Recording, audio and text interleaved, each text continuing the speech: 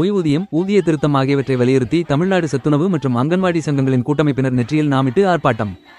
தேர்தல் வாக்குறுதிப்படி தமிழ்நாடு சத்துணவு மற்றும் அங்கன்வாடி ஊழியர்களுக்கு சிறப்பு ஓய்வூதியமாக 6750 ரூபாய் வழங்கிட வேண்டும். சென்னை உயர்நீதிமன்றத்தில் படி 2.57 காரணியால் பென்ஷன் மற்றும் ஊதிய திருத்தத்தை அமைத்திட வலியுறுத்தி இன்று தமிழகம் முழுவதும் தமிழ்நாடு சத்துணவு மற்றும் அங்கன்வாடி சங்கங்களின் கூட்டமைப்பு சார்பில் ஆர்ப்பாட்டம் நடைபெறுகிறது.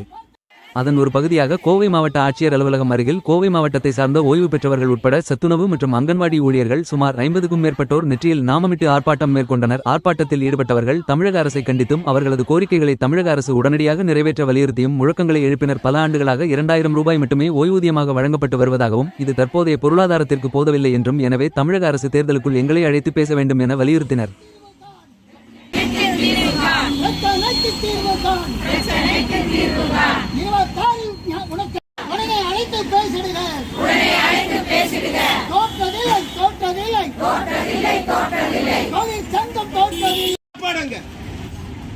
அப்படிப்பட்ட சாப்பாடு காலையில சப்பாத்தி கொடுத்துறாங்க, உப்புமா கொடுக்கறாங்க. ஏதாவது பண்ணி கொண்டு நிம்மதியாவது போயிடும்.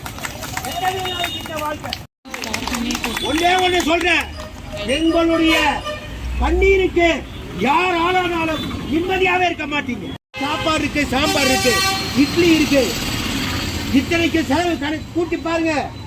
கொலை பண்ணிட்டு ஒருத்தர் ஜெயிலுக்கு போனானா சொத்து நீங்க கேட்டீங்களே, துணை முதலமைச்சர் கேட்டாரு யார் அப்பா வீட்டு சொத்து.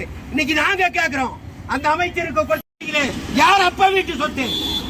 நாங்க நாசமா போடும், 50 வருஷம் ஆனாலும் ரோட்ல பிச்சை எடுக்கணும்.